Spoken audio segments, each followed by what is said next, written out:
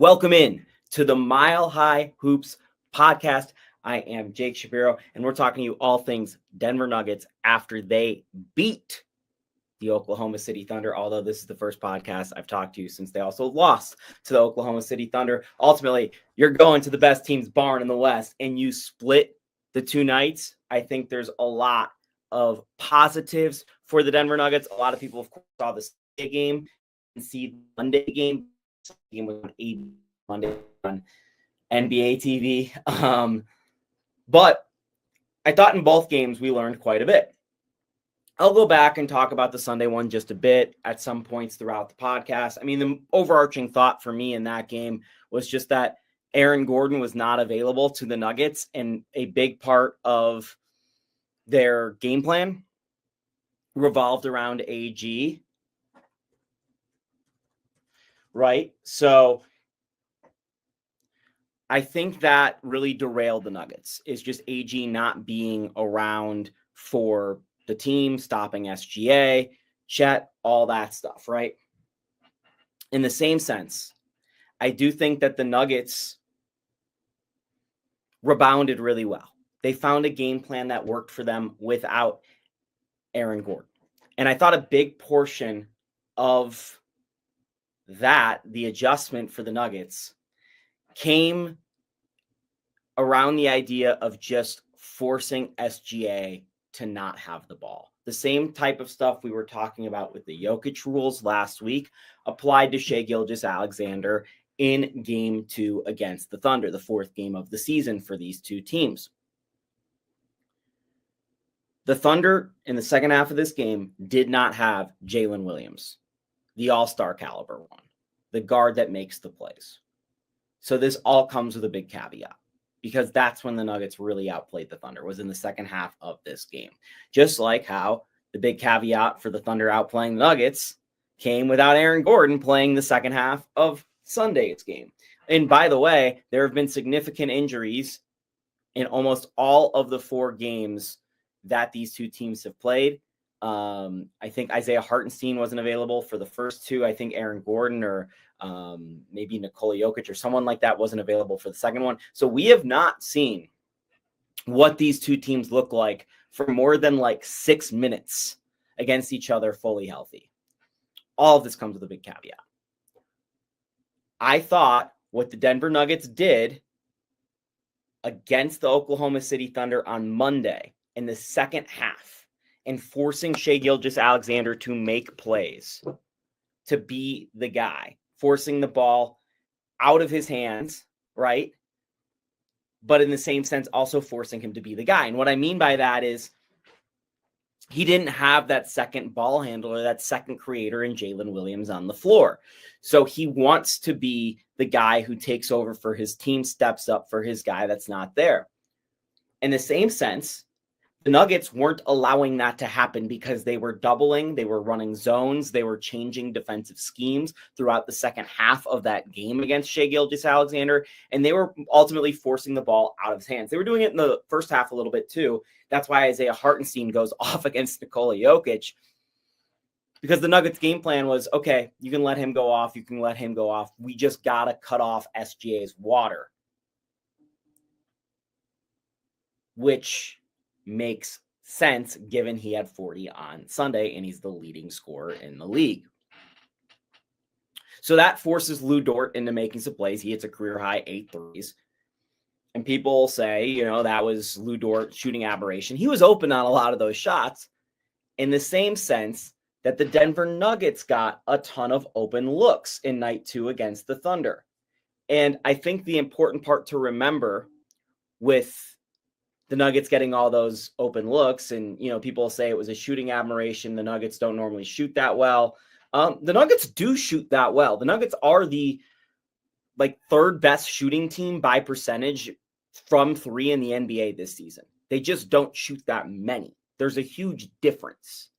The Nuggets are not a bad 3-point shooting team. They just don't shoot many 3-pointers. So like Lou Dort getting a lot of 3-point shots that were open, the Nuggets did as well. And they connected on 18 of their 32, which is fantastic. One of the best marks of the season for the Nuggets. And that really propels them in the second half.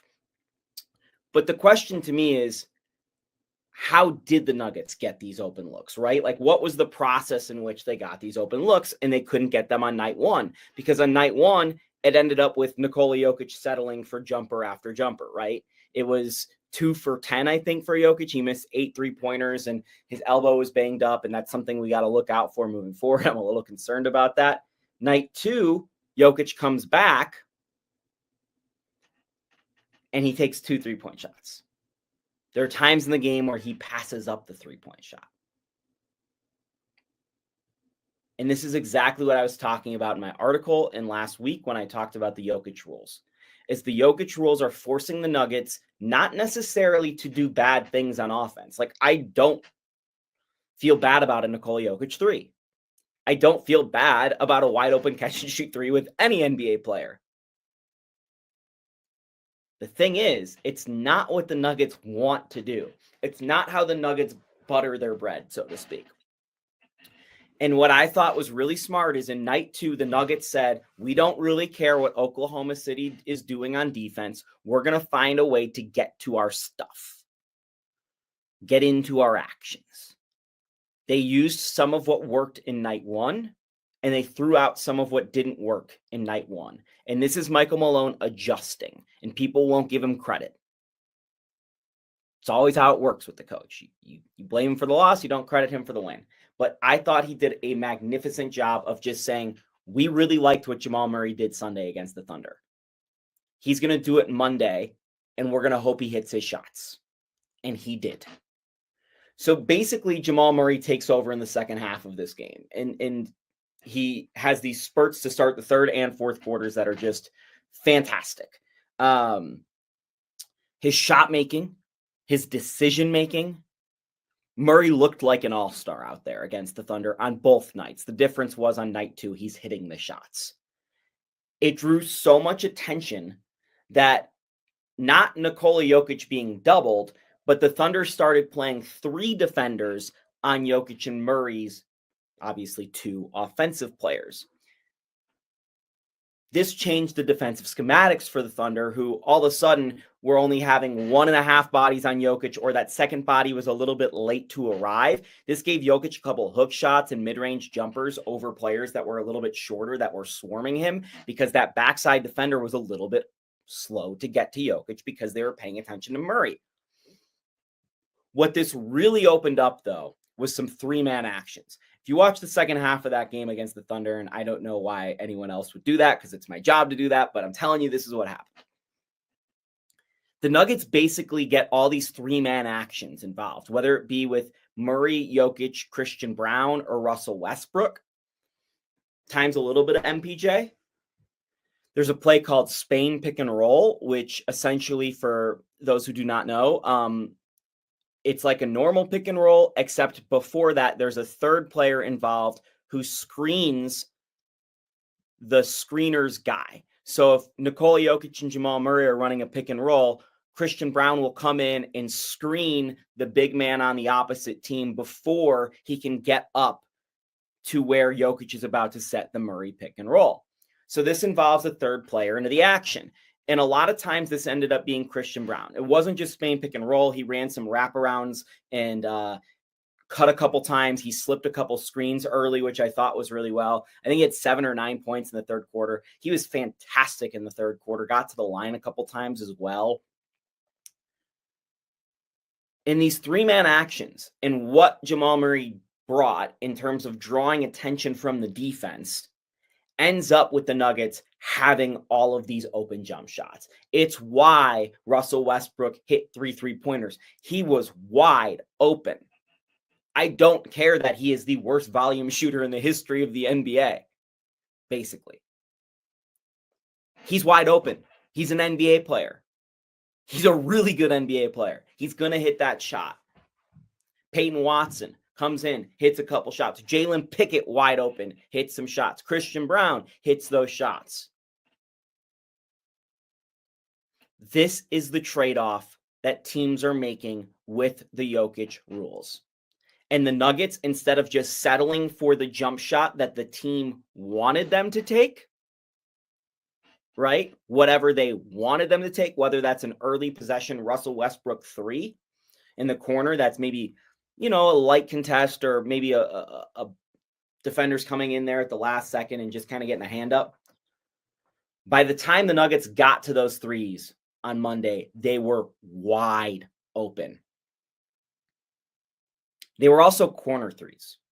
The Nuggets shoot the second fewest corner threes in the NBA this season, 7 a game. They shoot 7 a game from the corner, which is the second fewest in the NBA this season. But they're hitting at the highest percent at about 45%. And the Nuggets are one of the best catch and shoot teams in the NBA as well. Their percentages on wide open jumpers are fantastic as well. Now, it's a little concerning they don't generate more wide open jumpers.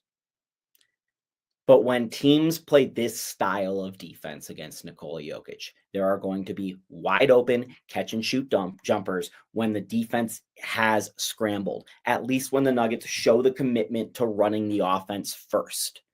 They're not bailing out and just having an early shot clock. Here's what we know is going to be open. Even if the same result happens, which is a Russell Westbrook corner 3 or a Christian Brown 3 from above the break, the Nuggets spent 19 seconds looking for a shot first. And not only does that give them an opportunity to perhaps find a better shot, it allows them to also have the defense completely gassed and out of position and not able to even provide a late contest to those shots. And this is the magic of Nikola Jokic. The Nuggets right now have the second best offense by rating in the NBA this season. We all know the transition numbers are phenomenal. The pace numbers are phenomenal. The thing about Nikola Jokic, even though he might be the best person at running a fast break since literally Magic Johnson, LeBron James as well, sorry. The Nuggets have been one of the slowest teams by pace in the NBA for a long time. And that normally does not translate well to a good offensive rating because you're not generating easy looks. But because Jokic is such a cheat code, he solves the defense. So when the Nuggets slow down, there are positives to that when Nikola Jokic is on the floor. Even without him on the floor, particularly early in that fourth quarter when it was Jamal, he did a really good job of recognizing the defense, which at times just decided to double and say, do something else. And Peyton Watson made a bad play. Michael Porter made a bad play somewhere in there as well. But Jalen Pickett steps up. Christian Brown step up as secondary ball handlers, which is so key because the thing the Thunder did last year against the Nuggets, which the Timberwolves exposed in the playoffs, is that the Nuggets didn't have a good enough secondary ball handler. Jamal was hurt. KCP was banged up.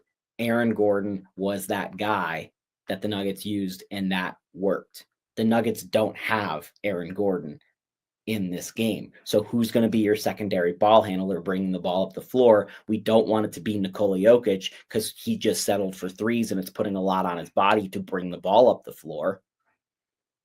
The solve was Jalen Pickett, Christian Brown are going to get involved. And Jamal Murray is a lot more explosive right now than he was in the playoffs last year. Christian Brown, by the way, we talked a little bit about his offense. He had 2 points at halftime. This is the Christian Brown I want to see. He was so focused on stopping Shai Gilgeous-Alexander on defense, just locked in. It didn't really matter what he did on offense. The offensive contributions that he provided were fantastic. Really good, especially in the second half. But I thought what he did defensively was even more impressive. That blocked three-point shot he had navigating a screen on the near side wing when Shai thought he had Brown beaten, was stepping back on Jamal Murray, shows screen navigation, a determination, and hustle. I thought that play alone characterized everything you love about Christian Brown. And oh, by the way, he gets out and runs on the fast break as soon as the Nuggets get that rebound as well. That's the Christian Brown that can win the Nuggets a championship. It's not the Christian Brown that's just out and running and not playing as much defense as he did last year, to be frank. So Thunder are playing 3-on-2 on offense, or on defense for the Nuggets on offense. Shooters are getting open. Murray is awesome. The Thunder went a little bit smaller in the second half because they didn't play Isaiah Hartenstein and Chet to start the second half. I thought that was interesting because the Thunder are really good as a small team, maybe the best team in the NBA this year at being small.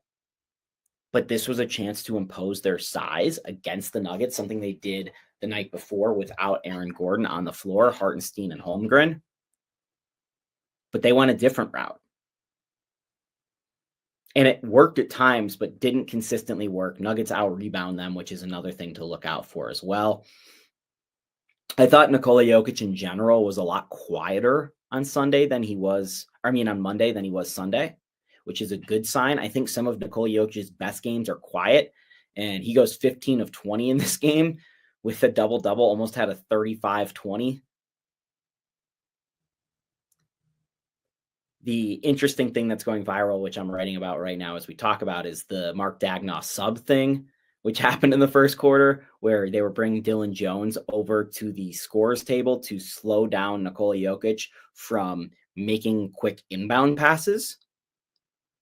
It just goes to show you how much control Nikola Jokic has on the game, that even when the clock isn't running, Nikola Jokic is somehow controlling the pace of the game. I ultimately, personally, don't have that much of a problem with it. I found it funny and a smart way to exploit the rules. I'm all for that type of stuff, actually. I think if you don't want the rules exploited, you should write the loopholes out.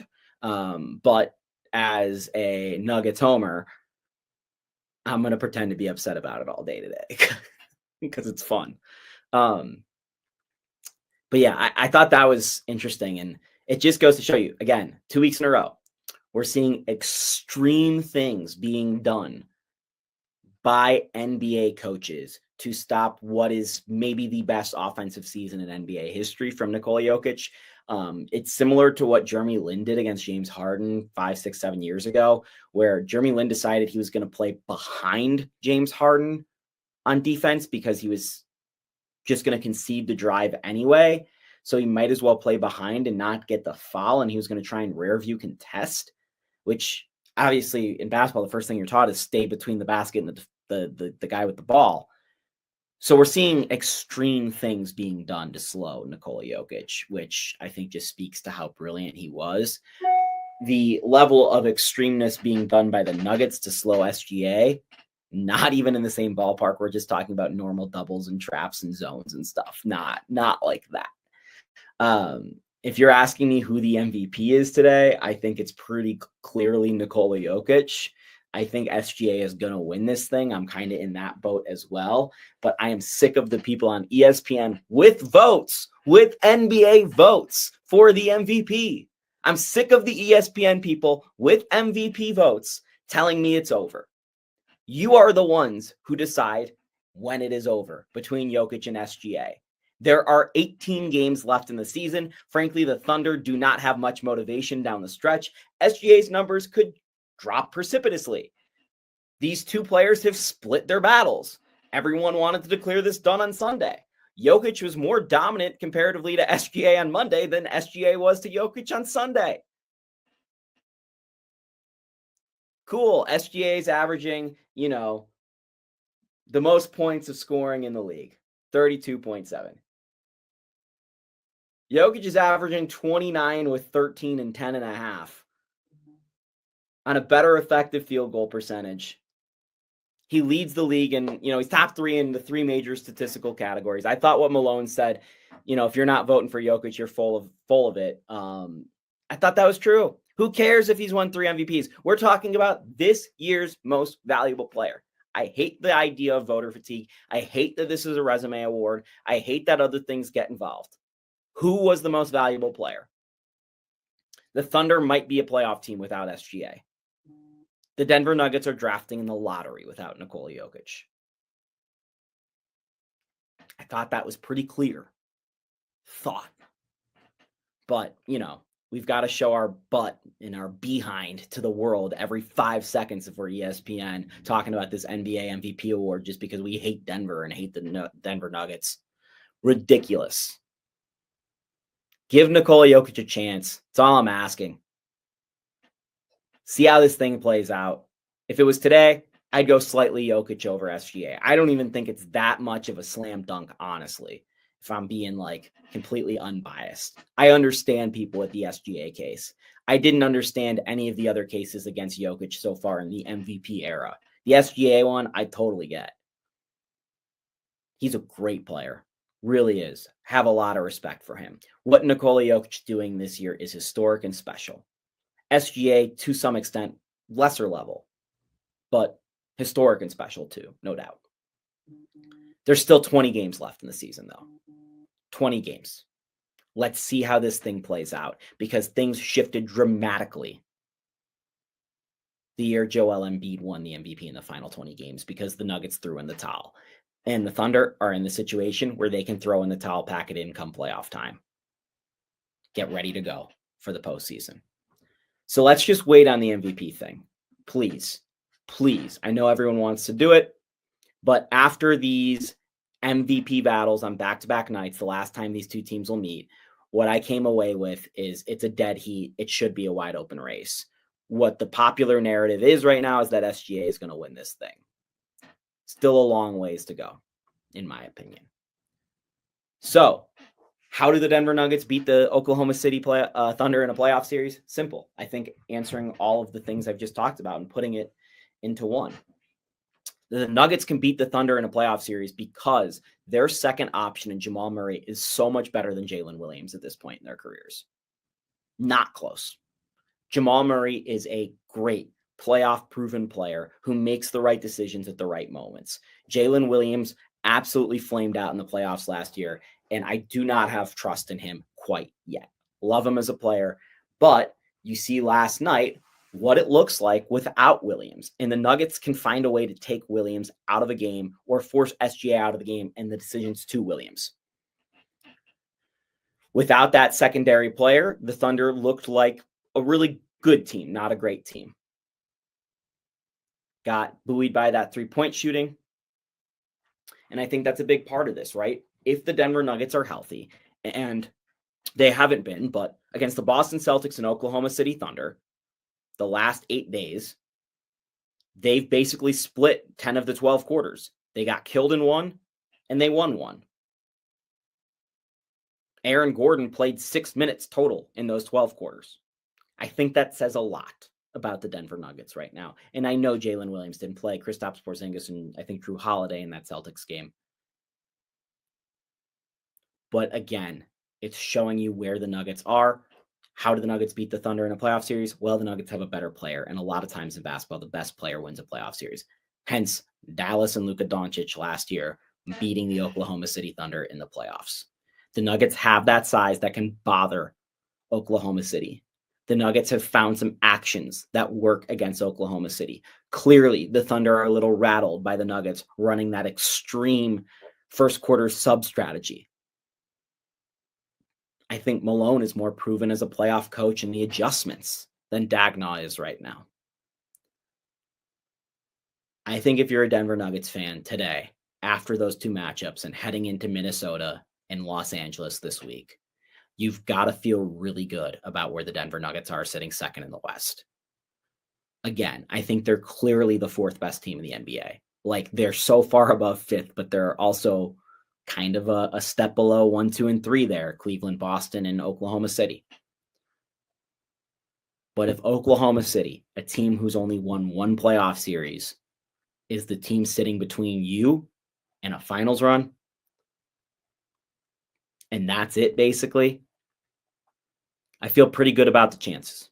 Obviously, you're looking behind yourselves with the Lakers. You're looking behind yourselves with, maybe Memphis can finally be all healthy with their two guys that are awesome and they're getting some good contributions from rookies, but they're rookies. I think the Nuggets pathway has really cleared itself and what they need to do and what they need to accomplish over these last 20 or so games, right? Figure it out, go into the playoffs. Because once they get to the playoffs, it's a different ball game, and the Nuggets are really, really good at that ball game. And they played that style in the second half against the Thunder. And they killed it. So there you go. Let's see what the Nuggets look like against a rebounded Wolves team come this week. That's going to be a really interesting matchup.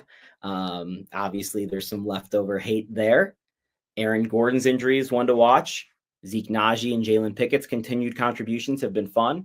Nikola Jokic and Jamal Murray have been on recent injury reports. A lot to look forward to. The season is really heated up. And guess what? If you don't like this pro stuff, it's the best time of year for college basketball. The conference tournaments started over the last couple of days, and Selection Sunday is coming up. Going to be exciting. So we'll talk a little bit about that in the coming episodes. Maybe do a little Denver and Nuggets spin. Obviously, none of the Colorado schools got in or are going to get into the NCAA with an at-large bid, but might get in if they go crazy. So we'll see. Talking all things basketball here on the Mile High Hoops podcast. Make sure you subscribe to Denver Sports on YouTube, like, comment, do all that stuff to see all of our content on all of the sports going on in Denver, including some really good NFL free agency takes going on right now as that develops in live time. I'm Jake Shapiro. Thank you for tuning in to the Mile High Hoops podcast today, and we'll talk to you again on Thursday.